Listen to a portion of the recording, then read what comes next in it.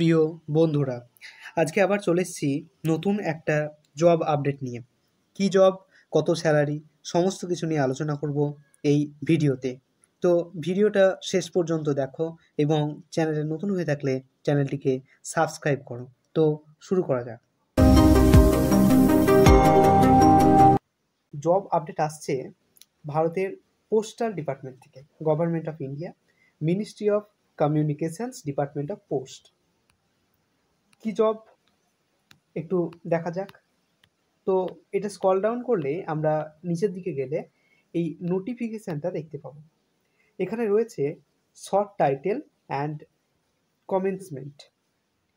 তো এই short title এবং কমেন্সমেন্টে ঢুকলে আমরা দেখতে পাবো যে this rule may be called ministry of communications, department of post, artist recruitment rules 2024.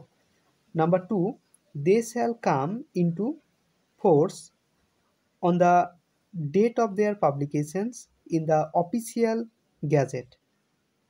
Number of posts, their classifications and level in the pay matrix.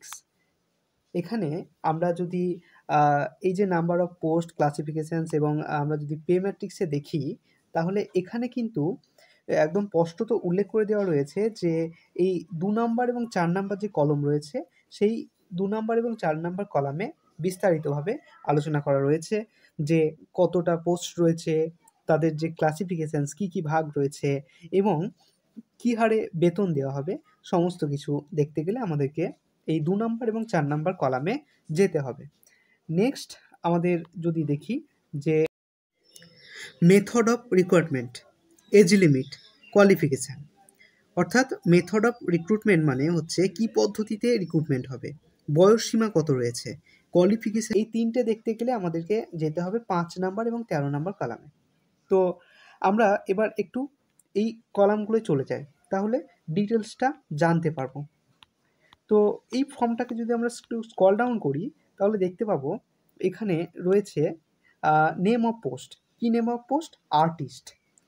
অর্থাৎ রেলের ক্ষেত্রে যে বিভিন্ন ড্রয়িং করা হয় সেই জন্য হয়তো আর্টিস্ট নিয়োগ করা হচ্ছে। নাম্বার অফ পোস্ট এখানে 2 রয়েছে, subject to variation depending on workload. অর্থাৎ ওয়ার্কলোডের উপর ভিত্তি করে এই সাবজেক্টটা ভ্যারি করবে। 3 নাম্বার রয়েছে ক্লাসিফিকেশানস। কী কী রয়েছে? General, central services. 2 নাম্বার হচ্ছে গ্রুপ সি, নন গ্যাজেটেড আর non ministerial. Level of pay matrix. Pay matrix রয়েছে 35,400 থেকে 1,12,400 পর্যন্ত। অর্থাৎ এই যে স্যালারিটা রয়েছে না, স্যালারিটা কিন্তু খুব ভালো মাপের একটা স্যালারি রয়েছে। এবার নেক্সট আমরা যদি দেখি, তাহলে আমরা দেখতে পাবো এজ লিমিটটা কী আছে। এজ লিমিট বলেছে between 18 to 30 years, relaxable for candidate belong to schedule caste, schedule tribe, OBC. অর্থাৎ খুব সাধারণভাবে বলতে গেলে এখানে এজ লিমিট বলাই হয়েছে যে 18 থেকে 30 বছর পর্যন্ত। কেবলমাত্র যারা এসসি, এসটি বা ওবিসি তাদের জন্য কিছুটা ছাড় রয়েছে। কতটা ছাড় রয়েছে সেটা এখনও ক্লিয়ার করা হয়নি।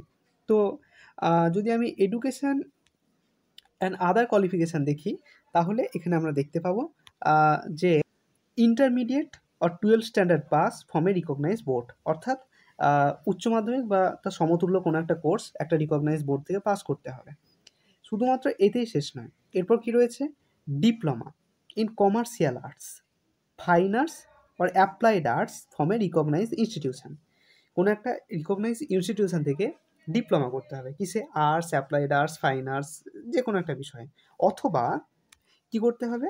Bachelor degree in commercial arts, fine arts, applied arts from a recognise university. যেমন ওই আর্টসে যেমন বিভিন্ন ইউনিভার্সিটিতে আর্টসের ওপর এই ব্যাচেলার ডিগ্রি, বিএ ডিগ্রি করানো হয়। যেমন ওয়েস্ট বেঙ্গলের ক্ষেত্রে রবীন্দ্রভারতী ইউনিভার্সিটি রয়েছে, তারা কিন্তু এই ধরনের ডিগ্রি করায়।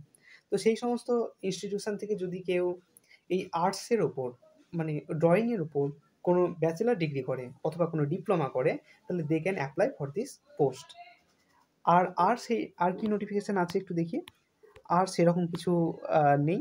এরপর যখন নেক্সট আপডেট এরা দেবে, তখন আমরা আমাদের এই চ্যানেলের মধ্যে আমরা ইনফর্ম করে দেব।